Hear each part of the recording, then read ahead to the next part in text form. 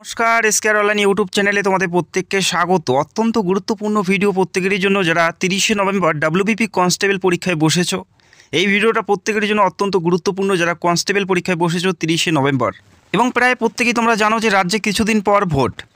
এই ভোটের আগে পিআরবি খুব তাড়াতাড়ি এই নিয়োগ প্রক্রিয়া শেষ করার বা কমপ্লিট করার তোড়জোড় শুরু করে দিয়েছে। তোমরা দেখতেই পেলে যে পরীক্ষার কিছুদিন পরেই 5-6 দিন পরেই অ্যান্সার কি অফিসিয়ালিভাবে পাবলিশ হলো। তো ভিডিওটি দেখো, এই ভিডিওতে তোমরা প্রত্যেকটা বিষয় জানতে পারবে যে পরীক্ষার রেজাল্ট অর্থাৎ ফল কবে প্রকাশিত হবে। যেহেতু পিআরবি বোর্ডের লক্ষ্য খুব তাড়াতাড়ি এই নিয়োগ প্রক্রিয়া সম্পূর্ণ করার, সেক্ষেত্রে মাঠ কবে শুরু হচ্ছে, পরীক্ষার ফল কবে প্রকাশিত হবে, এবং যেহেতু প্রচুর সংখ্যক প্রার্থী এই মাঠে ডাক পাচ্ছে এই বছর, সেক্ষেত্রে তোমাদের কি কি ডকুমেন্টস নিয়ে মাঠে যেতে হচ্ছে বা পিএমটি পিইটি দেওয়ার জন্য কি কি ডকুমেন্টস তোমাদের রেডি করতে হবে। তো ভিডিওতে প্রত্যেকটা বিষয় জানতে পারবে। তো ভিডিওটি সম্পূর্ণ দেখো যারা 30শে নভেম্বর পরীক্ষা দিয়েছো।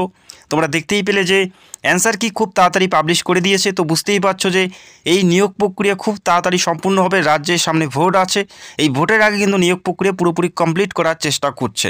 তো ভিডিওটি দেখো যারা 30শে নভেম্বর পরীক্ষা দিয়েছো। প্রত্যেকটা বিষয় আমি স্টেপ বাই স্টেপ তোমাদের দেখিয়ে দিচ্ছি, মাঠ কবে শুরু হচ্ছে এবং কি কি ডকুমেন্টস তোমাদের থাকতে হবে।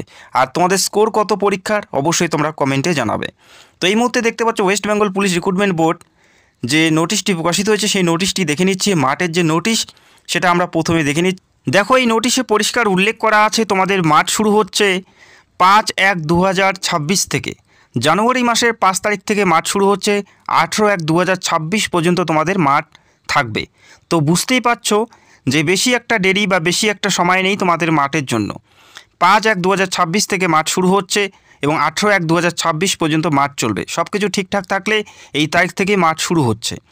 খুব যদি বেশি হয় সেক্ষেত্রে তোমরা 10 তারিখ দেখতে পারবে, 10 তারিখ থেকে শুরু হচ্ছে, এর বেশি কিন্তু হবে না। বোঝা গেল? তো বুঝতেই পারছো যদি মাঠ 5 তারিখ থেকে শুরু হয়, ফল কবে প্রকাশিত হবে? ফল তার 10-15 দিন আগে প্রকাশিত হবে। অর্থাৎ এই মাসের তোমরা 15 থেকে 20 তারিখের মধ্যেই তোমরা এই যে ফল অর্থাৎ রেজাল্ট তোমরা দেখতে পারবে ডাব্লিউবিপি কনস্টেবল পরীক্ষার। যারা পরীক্ষা দিয়েছো 15 থেকে 20 তারিখের মধ্যেই তোমরা রেজাল্ট পেয়ে যাবে। এই নোটিশ অনুযায়ী আমি তোমাদেরকে ক্লিয়ার করে দিলাম। তো আশা করি তোমরা বুঝতে পারলে। এবং যে সমস্ত ডকুমেন্টসগুলো তোমাদের রেডি করতে হবে সেটা আমি তোমাদের দেখিয়ে দিচ্ছি। তো যারা মাঠের জন্য ডাক পাবে, যারা পাস করবে, তাদের মাঠের পিএমটি পিইটির জন্য এডমিট কার্ড ডাউনলোড করতে হবে।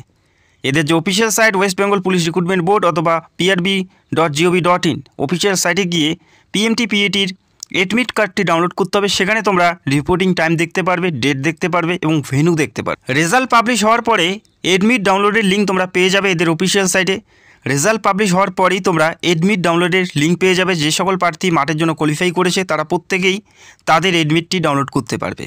এবং যে সমস্ত ডকুমেন্টসগুলো নিয়ে তোমাদের মাঠে যেতে হবে সেটা অবশ্যই তোমরা দেখে নাও। No candidate shall be allowed entry into the venue of PMT PET without the copy of QR code admit card downloaded from official website. যে এডমিট কার্ডটি তোমরা অফিসিয়াল সাইট থেকে ডাউনলোড করেছো, যেখানে কিউআর কোড আছে, সেই এডমিট কার্ড ছাড়া কিন্তু কাউকে এন্ট্রি দেওয়া হবে না। সেটা কিন্তু এখানে পরিষ্কার উল্লেখ করা আছে। আর অবশ্যই সেটা কালার প্রিন্ট তোমাদের বের করতে হবে। West Bengal police recruitment board অথবা prb.wbp.gov.in এই অফিসিয়াল সাইট থেকে যে এডমিটটি ডাউনলোড করবে সেটাই নিয়ে তোমাদের যেতে হবে। কোনো জেরক্স কপি কিন্তু তোমরা নিয়ে যেতে পারবে না। যদি নিয়ে যাও সেক্ষেত্রেও তোমাদের সেখানে এন্ট্রি নাও দেওয়া হতে পারে। তো এখানে পরিষ্কার সেটা উল্লেখ করা আছে। আর এখানে উল্লেখ করা আছে, দেখো এখানে যখন তোমরা এন্ট্রি করবে এডমিটটি তো অবশ্যই ম্যান্ডেটারি, পাশাপাশি তোমাদের একটি ডকুমেন্টস নিয়ে যেতে হচ্ছে। একটি ডকুমেন্টস যেটা তোমাদের আইডেন্টি প্রুফ সার্টিফিকেট হিসেবে তোমাদের নিয়ে যেত। Candidate must bring with him her the following original documents along with the photocopies. তো তোমাদের একটি আইডেন্টি প্রুফ সার্টিফিকেট বা ডকুমেন্টস হিসেবে তোমাদের একটি ডকুমেন্টস নিয়ে যেতে হচ্ছে। এখানে পরিষ্কার উল্লেখ করা আছে। এখানে কী কী ডকুমেন্টসের কথা উল্লেখ করা আছে দেখো, Aadhaar card, PAN card, driving licence অথবা ভোটার আই কার্ড, এই সমস্ত যে কোনো একটি নিয়ে গেলেই তোমরা এখানে এন্ট্রি পাবে।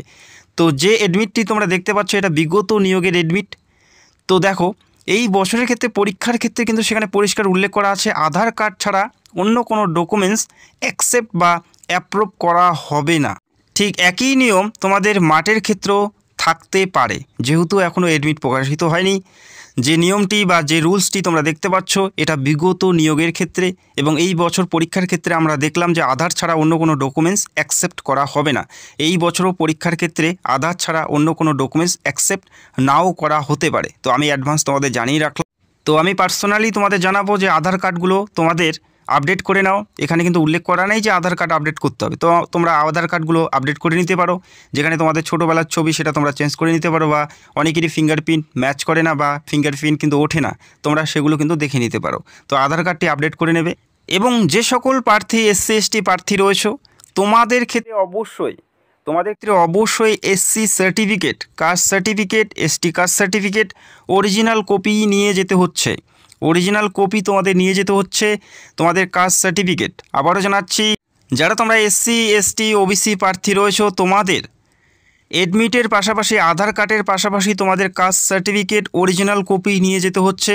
যদি অরিজিনাল কপি নিয়ে না যাও সেক্ষেত্রে কিন্তু তোমরা মাঠ অ্যাটেন্ড করতে পারবে না। বোঝা গেল? তোমাদের কাস্ট সার্টিফিকেট অবশ্যই নিয়ে যেতে হচ্ছে। যদি কাস্টে কোনো ভুল থাকে সেটা তোমরা চেঞ্জেস বা ঠিক করে নিতে পারো। অনেকেরই কাস্ট সার্টিফিকেট ডিজিটালি করা হয়নি, তো ডিজিটালি তোমরা কাস্ট সার্টিফিকেটটি করে নেবে। তো আশা করি বুঝতে পারলো এই ডকুমেন্টসগুলো তোমাদের থাকতে হবে। যেহেতু প্রচুর সংখ্যক প্রার্থী এখানে ডাক পাচ্ছে সেক্ষেত্রে তোমাদের এই বিষয়গুলো জানা অত্যন্ত জরুরি। এবং পাশাপাশি এখানে আরও একটি পয়েন্ট উল্লেখ করা আছে, pregnant candidate will not be allow to take part PMT PET process.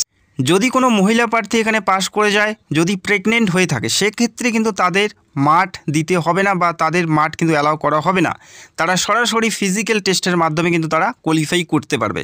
বোঝা গেল? তাদের মাঠ থাকছে না। অনেকেই প্রশ্ন করতে পারে, যার কারণে কিন্তু আমি এই পয়েন্টটা তুলে ধরলাম। এখানে আরও বিভিন্ন রুলস এবং রেগুলেশন উল্লেখ করা আছে। তার মধ্যে এখানে আরও একটি কথা উল্লেখ করা আছে, PMT PET চলাকালীন যদি কোনো প্রার্থী ইনজুরি হয়ে যায় সেটা কিন্তু দায়িত্বভার রিক্রুটমেন্ট বোর্ড নেবে না। পরিষ্কার এটা উল্লেখ করা আছে। তো খুব তাড়াতাড়ি এই নিয়োগের ফল প্রকাশিত হতে যাচ্ছে এবং তোমরা খুব তাড়াতাড়ি মাঠের জন্য ডাক পাবে। তো আশা করি তোমরা বুঝতে পারলে। এবং মাঠে যে সমস্ত ক্রাইটেরিয়াগুলো তোমাদের থাকতে হবে আবারও তোমাদের জানাচ্ছি। মেল প্রার্থী হলে তোমাদের মিনিমাম হাইট থাকতে হচ্ছে 166 সেন্টিমিটার, মিনিমাম হাইট থাকতে হবে 166, ওজন থাকতে হবে 57 কেজি এবং চেস্ট থাকতে হবে 78 সেমি, নর্মালি এবং ফুলিয়ে 83 সেন্টিমিটার। এবং মেল প্রার্থী যারা গোর্খা, গাড়োয়ালিস, রাজবংশী, শিডুল ট্রাইব তাদের হাইট থাকতে হচ্ছে 160 সেন্টিমিটার, ওজন থাকতে হবে 53 কেজি, চেস্ট থাকতে হচ্ছে 76 থেকে 81 সেন্টিমিটারের মধ্যে। এটা হচ্ছে মিনিমাম। তো আশা করি তোমরা বুঝতে পারলে। এবং ফিমেল যারা রয়েছে তাদের ক্ষেত্রে হাইট থাকতে হবে 160 সেন্টিমিটার, ওজন থাকতে হবে তাদের মিনিমাম 49 কেজি। এবং যারা গোর্খা, গাড়োয়ালিস, রাজবংশী এবং শিডুল ট্রাইব রয়েছে তাদের ক্ষেত্রে 152 সেন্টিমিটার হাইট থাকতে হবে মিনিমাম এবং 45 কেজি ওজন হলেই তোমরা এখান থেকে কোয়ালিফাই করতে পারবে। এটা প্রথমে থাকবে, তারপরে তোমাদের রান থাকবে। মেলদের ক্ষেত্রে রান থাকবে 1600 মিটার রান। 1600 মিটার রান তারা সময় পাবে 6 মিনিট 30 সেকেন্ড। 6 মিনিট 30 সেকেন্ডে 1600 মিটার রান কমপ্লিট করতে হবে মেলদের ক্ষেত্রে। এবং ফিমেলদের ক্ষেত্রে 800 মিটার রান তারা সময় পাচ্ছে 4 মিনিট। তো আশা করি বুঝতে পারলে। তো যেহেতু খুব তাড়াতাড়ি তোমাদের মাঠ সংগঠিত হচ্ছে সেক্ষেত্রে যথেষ্ট প্রিপারেশন, যথেষ্ট প্র্যাকটিস তোমাদের করতে হবে। সময় মুখে গিয়ে কিন্তু তোমরা মাঠ কমপ্লিট করতে পারবে না। তো প্র্যাকটিস অবশ্যই তোমাদের দরকার। যেহেতু কাটাবে এই বছর কম যাচ্ছে, একটা বড় সংখ্যায় প্রার্থী কিন্তু এই মাঠের জন্য ডাক পেতে চলছে। তো ভিডিওটি দেখার জন্য অসংখ্য ধন্যবাদ। চ্যানেলে নতুন হলে চ্যানেলটাকে সাবস্ক্রাইব করে রাখবে এবং তোমাদের প্রাপ্ত নাম্বার কত সেটা অবশ্যই তোমরা কমেন্ট করে জানাবে। Thank you so much.